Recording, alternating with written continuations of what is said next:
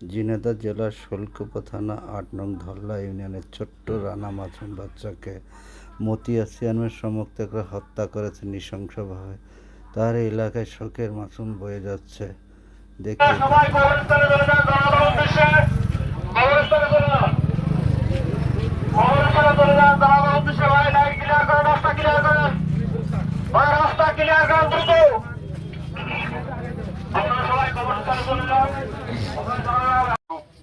ষড়যন্ত্র করে চেয়ারম্যান মহোদয়ের শারীরিক টর্চার করেছিল।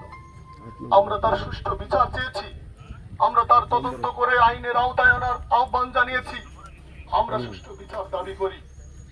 কিন্তু তারপরে কি দেখলাম, দিনে দুপুরে মানুষের লুটপাট যে তাণ্ডব লীলা চালিয়েছে কয়েকটি গ্রাম মিলে। তারপরে কি দেখলাম, আমরা কোথায় যাব, কার কাছে যেতে দাঁড়াবো, কোথায় আমাদের জায়গা হবে? যে পুলিশ মানুষকে গ্রেফতার করে, সেই পুলিশ মানুষের যার নামে কোনো মামলা নাই, মোকদ্দমা নাই, মানুষকে পুলিশের কাছে নিরাপদের জন্য যায়, সেই পুলিশ যখন মানুষকে গ্রেফতার করে সন্ত্রাসীদের হাতে তুলে দেয়, সন্ত্রাসীরা গোডাউনে আটকিয়ে ভোমর মেরে মেরে আহত করেছে, তারা এখনো থানা হাজতে আটকা আছে। কোথায় যাবে এই ইউনিয়নের মানুষ, কোথায় যাবে এই জনগণ? কার কাছে বিচার চাইলে সুষ্ঠু বিচার পাবে সেটা আমি জানি না। কি তাণ্ডব লীলা চলছে! এটা তো শুরু হয়েছে 22 তারিখ থেকে। কি অপরাধ ছিল বন্দেখালীর মানুষের? অপরাধ ছিল মন্নু ভাইয়ের মোটর সাইকেলে ভোট দেওয়া। তারপরেই তো শুরু হলো 22 তারিখ থেকে আমার সন্তানকে আটকিয়ে রেখেছে, দরজা ভাঙচুর করছে, আমার ছেলেকে মেরে ফেলবে। যখন রানা ওর বাবাকে ফোন করে বলছে, বাবা আমি বোধহয় বাঁচবো না, আমাকে মেরে ফেলবে। রানা একজন মাসুম বাচ্চা, সে মারা গেছে, বর্ণনা শুনেছেন। আমি শুধু রানার যে হত্যাযজ্ঞ, যে কাপুরুষিত বর্বরচিত নারকীয় হত্যাযজ্ঞ, এটা একটা ইতিহাস হয়ে থাকবে। রানার এই মৃত্যুকে আমি কারবালার প্রান্তরে হযরত ইমাম হোসেন রাদিয়াল্লাহু তাআলার শিশু সন্তানকে যখন ইয়াজিদরা তীর মেরে হত্যা করেছিল, আমি সেই নারকীয় হত্যার সাথে আমি তুলনা করব। আমি রানার এই হত্যাকাণ্ডকে 15 আগস্টে জাতির জনককে হত্যা করার পরে যখন তার মাসুম বাচ্চা রাসেলকে ধরে নিয়ে গিয়েছিল খুনিরা, রাসেল তখন বঙ্গবন্ধুর বাড়ির নাইট গার্ডকে বলেছিল, চাচা আমি তো আমার আম্মুর কাছে যাব, আমার তৃষ্ণা পেয়েছে, আমি পানি খাবো, আমাকে ওরা পানি খেতে দেবে, আমাকে ওরা আমার মায়ের কাছে নিয়ে যাবে। আমি সেই নারকীয় হত্যাযজ্ঞের সাথে তুলনা করব। সাথে সাথে আমি অনুরোধ জানাবো, যারা এখানে এই সীমানের ভূমিকায় আছেন, ইয়াজিদের ভূমিকায় আছেন, অনন্তকাল ধরে এই হত্যার দায়ভার আপনাদেরকে নিতে হবে।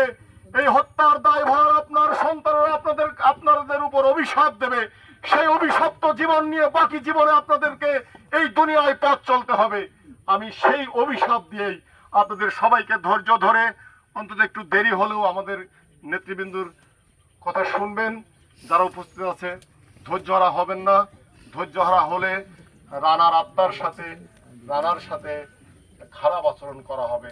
রানার স্মৃতির প্রতি শ্রদ্ধা জানিয়ে যত সময় এই জানাজার অনুষ্ঠান চলবে আপনারা অবশ্যই এখানে দাঁড়িয়ে থাকবেন, নেতৃবৃন্দুর মুখ থেকে কথা শুনবেন, হুজুররা আছে, ইমাম সাহেবগণ আছেন, তাদের কথা শুনবেন।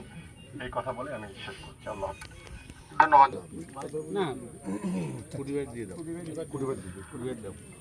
দুঃখিত, রাজন কথা বলতে চাচ্ছে না, ও খুব ব্যথিত। কারণ হচ্ছে স্নেহ করত সবসময় রাজন আমার কাছেও রানার খবর দিয়েছে। এ পর্যায়ে আমি আমার অত্যন্ত কাছের শ্রদ্ধেয় বড় ভাই রানার একজন অভিভাবক, আমাদের শ্রীকল ইউনিয়নের চেয়ারম্যান কুতুবুল্লাহ হোসেন মিয়া কুতি ভাইকে কিছু বলার জন্য আহ্বান জানাচ্ছি।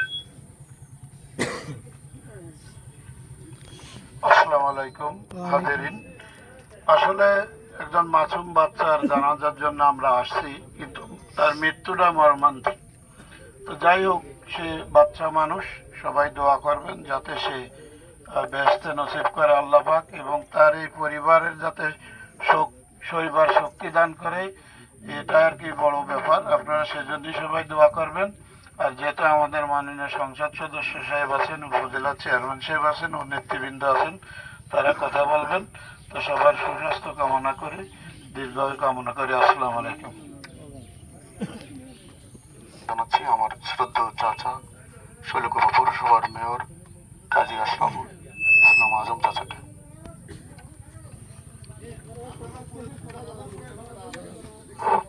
বিসমিল্লাহির রহমানির রহিম। উপস্থিত হাজিরিন, আসসালামু আলাইকুম। আজকে আমরা যার জানাজায় উপস্থিত হয়েছি, আপনারা শুনেছেন সে একজন মাসুম বাচ্চা। তার দোষ ত্রুটি কি সেটা কিছু না, তার দোষ ত্রুটি হলেও সে তার বাবা এখানে একটা দলের সাথে সম্পৃক্ত। এই অপরাধে তার মাসুম বাচ্চাকে আজকে জীবন দিতে হয়েছে। আমি যখন তাদের বাড়ির উপরে গেছি, তখন তার বোন এবং ছোট্ট একটা মেয়ে যেভাবে আমাকে জড়িয়ে ধরে হাওয়া করে কাঁদছে, আমিও তাদের কান্নার সাথে আমার কান্না চাপে রাখতে পারিনি। এবং ওই বাচ্চার চেহারা দেখে এখনো আমার চোখের উপর ভাসছে। মানুষ কত নির্মম হলে এই ধরনের মানুষকে বাচ্চাকে মানুষ।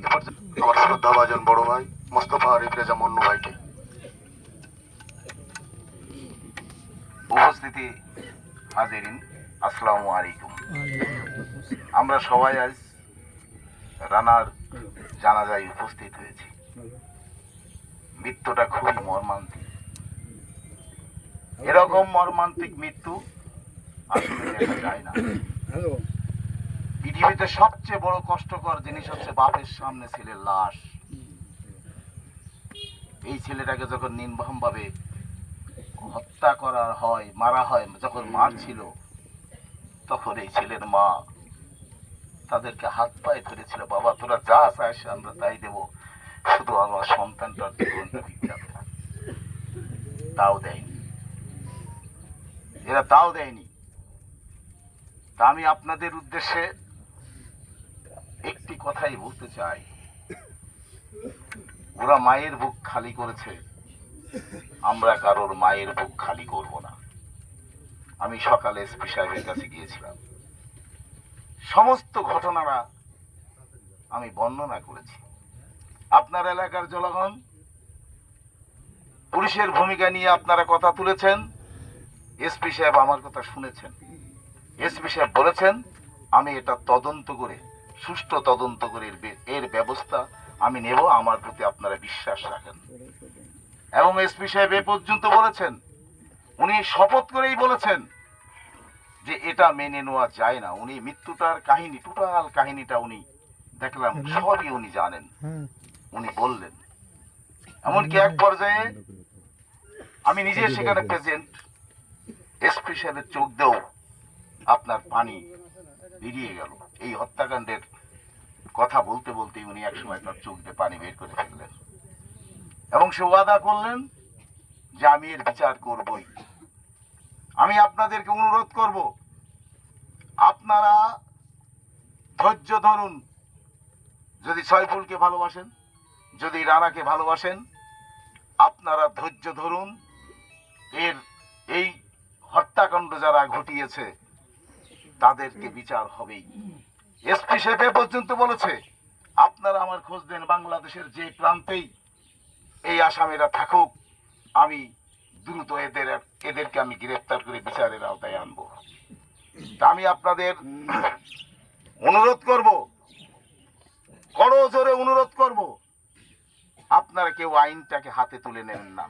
আমরা একটু দেখি, যদি এসপি সাহেবের ব্যবস্থা না নেয়, তারপরে আমরা চিন্তা করবো যে এটা আমরা কি করবো। কারণ এসপি সাহেবের সাথে আমার একান্তই কথা হয়েছে, আমি নিজেই এসপি সাহেবের কাছে গিয়েছিলাম।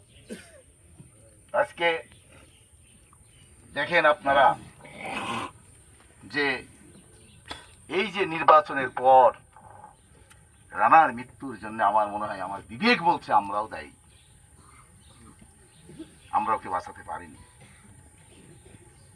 আমার বিবেক, কাল রাত থেকে আমার বিবেক বারবার বলছে আমরা আসলে রানাকে বাঁচাতে পারিনি, এটা আমাদের ব্যর্থতা। তো আমি আপনাদের অনুরোধ করব যে আসেন, আমরা এখন তো আর কিছু করার নাই, আমরা আসেন সবাই রানার জন্য দোয়া করি। কেবলমাত্র এসএসসি পাশ করেছে, কলেজে যাবে, তারপরে তার অনেক লাইফ ছিল, সব শেষ হয়ে গেল। দল করতো সাইফুল, এবং সাইফুল আওয়ামী লীগের জন্য একজন নিবেদিত প্রাণ।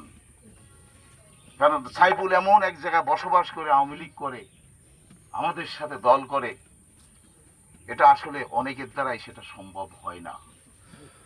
আমরা সবাই, সময় খুব সংক্ষিপ্ত, আপনার গরমও লাগছে, আমি আরো আপনাদের শেষ কথা বলি, আপনারা কেউ আইন হাতে তুলে নেবেন না।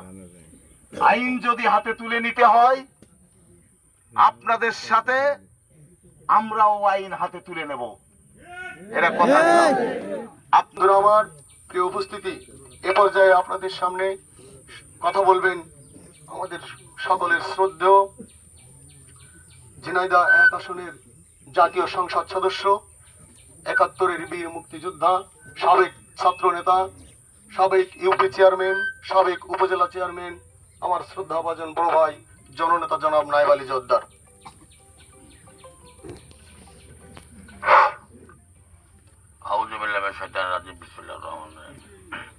উপস্থিত হাজিরিন, আমরা আচ্ছা রানার জানাজায় আমরা সবাই উপস্থিত হয়েছি।